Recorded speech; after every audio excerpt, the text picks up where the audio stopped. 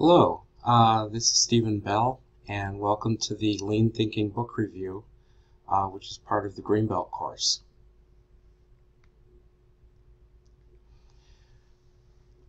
The first thing that we're going to cover out of the book is the contrast of the three manufacturing models. The book discusses where each of these countries was in the beginning of their Lean programs. The United States was characterized as having a financial basis with a focus on short-term aggregate financials, incentivizing cost-cutting, and lack of understanding of processes. So basically the whole thing was accounting-driven. In Germany, there was a process and technology focus, which is good. However, they weren't very strong on voice of the customer because they were engineering-driven, and the engineers typically felt, according to the book, that they knew better than their customers what features they wanted. The Japanese model was characterized by traditional business relationships and networks and a desire to centralize operations in Japan. So the book talks about the stages of Lean. In the first stage, you define what the customer values. And what that means in our system, in the Lyall business system, is that we want to listen better, resolve problems collaboratively, gain consensus on what the problem is before pushing a solution. It's important that we don't try too hard to push our view of what the customers want. Some of the tools that we use to understand what the customer values are the weekly sales report and the sales meeting, where we report the regional sales managers report back exactly what happened in their interactions with customers. Customer feedback through the CCR, CAR, and RMA system. Occasional surveys and analysis of results. Focus groups, engineering and product webinars, and report card sessions with key customers. Okay, like I discussed before, we're not going to go into detail in the book on things that duplicate other modules in the Greenbelt course, but just a couple of key points on value stream mapping. What we're talking about is mapping the process from the point of view of the product or service being offered. And of course, it's important to note that this product or service is going to pass through multiple departments. Okay, the next section of the book discussed the contrast between a special case of Lean and the general case of Lean. So Ford was a special case of Lean. In the early 1900s, they had a perfectly synchronized line that was producing a car called a Model T. Now everything was done without computers, without a lot of the things we have today, but the trade-off was that there was only one model. So everything was synchronized and optimized because it was perfectly repetitive. Now eventually what happened is competitors came along like General Motors, and they had multiple car brands which satisfied customer desires better than just the same old monotonous car after car. And so that eventually they took the lead. And because they took the lead, General Motors' production and financial controls became the template for North American business management in the last half of the 20th century. By contrast, Toyota developed the capability of combining flow manufacturing with mixed model techniques, and that's what we use and consider the modern model of world-class manufacturing.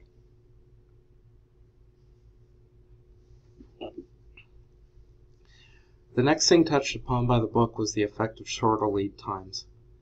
One of the interesting things is that shorter lead times make it easier to adjust to changes in mix and quantity of demand. In a lot of cases, we know all the difficulties caused by variability in customer demand and how it affects the lean system, how it makes the Kanban formulas incorrect, how it makes it hard to adjust staffing levels and plan accordingly. But usually we take a fatalistic approach and we assume that there's really nothing we could do about it and we have to do things to adapt. According to the book, one of the benefits of having shorter lead time is you could actually train your customers and modify, the demand patterns that you're seeing. The idea here is that some of the bullwhip effect comes from customers hoarding because of the expectation of scarcity. If customers do not have the expectation of scarcity, demand will tend to level, and they'll order their products in smaller, more stable quantities and at more regular intervals. One of the common themes in all the business cases in the book is a crisis. So in the early days of Lean, change agents were constantly at odds with bureaucracy and inertia, and to a lesser extent today that still happens. Several of the case studies have a recurring theme of creating or seizing on a crisis to accomplish radical cultural and operational change in a short time frame. So there was a lot of theatrics. There was a lot of slaughtering of sacred cows and that sort of thing throughout the different business cases in the book. The book discusses 3 qualities necessary for a Lean implementation. The first is perseverance, the second is a long view, and the third is technical abilities. Now the reason for that is that when you implement Lean in a place where it has never existed, there's an analogy that you're lowering the water level and all of a sudden rocks begin to appear. So as you hit these rocks, as you hit these difficulties, there's 2 ways you could address it. You could either deal with the rocks or you could raise the water level back up again. So in order to succeed at a Lean implementation, you have to understand, anticipate these challenges that you're going to have, and you have to figure out a way to work through them. Again, that's taking the long view. Now the technical abilities are what's required to overcome the difficulties that you encounter. In every Lean program, there's a universal policy requirement. And it should seem almost self-explanatory, but it's a productivity policy. The idea of a productivity policy is that once you implement it and you ask people to participate in Lean improvements, productivity improvements, that sort of thing, you want to make sure that they don't think they're working themselves out of a job. If you don't have this policy in place, you're not going to get very much cooperation at all. And you really just shouldn't even try to promote Lean programs. Now, there's obvious exceptions to this policy. It only applies to Lean techniques and cooperation, rapid improvement events, daily Kaizen. What it doesn't apply to is large-scale automation, something that comes from the outside, changes in product design, which comes from engineering, or changes in customer demand or in the market. Everybody understands that, regardless of they may be protected from productivity improvements, but if there's no business, people get laid off. So people have a general understanding of that. But nobody wants to get laid off because of an improvement they thought up or participated in. One of the interesting subjects in the book is an examination of the causes of unevenness in demand. The book lists several factors. Uncertainty of part availability, which we talked about earlier, is the hoarding. But there's also financial conventions. There's the unevenness caused by chasing the month, the accounting cycle. Always at the end of the month, you drive overtime, you drive expediting charges, freight charges, and that's really something that's very anti-Lean. One of the foundations of Lean is level demand and reduction of overburdening. So this you really want to have the same level of effort throughout the month and not just be chasing the end of the month. Another thing that causes this sort of unevenness is salesperson incentives. When you have certain types of commissions, you have to be careful that everyone's kind of aligned with each other when you're implementing this Lean program, so that you don't have salespeople chasing periodic goals and disrupting the production process to expedite and manipulate their numbers. The other thing it's an unintended consequence, but whenever you have discounts and promotions, that causes unevenness in demand. One of the lesser known things is everyone probably has heard of Walmart talking about everyday low pricing. And the purpose of that was really to get rid of these periodic promotions and to level their demand. And Walmart is such a large logistics operation that leveling the demand for them was something that probably saves them billions of dollars. Okay, so these are just a few of the topics, just like the top level of the case studies that we went through. And really this is where we'd like you who read the book to also participate and give your observations, and we'll include these in our notes for further book reviews. But the first company that they discussed was Tesco, and the main innovation in the Tesco business study was point of sale use for replenishment. So that's the idea that instead of forecasting and just using forecasting techniques and looking backwards, you could actually look forward by understanding the demand patterns or the consumption patterns of your customer's customer or their customer or whoever the end user is. So if you have a real-time way of getting that, that's a much better tool to use to forecast the demand that's eventually going to cascade backwards towards you or upstream towards you. The second case study was Freudenburg-NOK from Germany.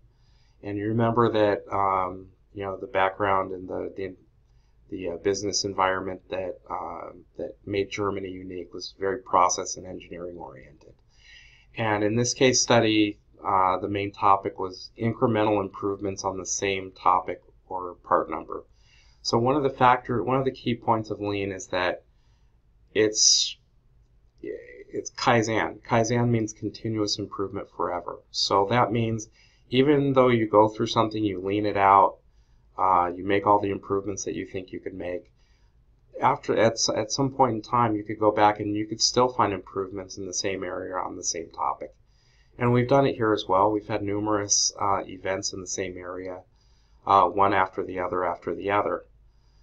Sometimes the underlying assumptions change. Sometimes the product changes, the market changes, and Lean techniques are very good at adapting to that and also to just finding further and further improvements.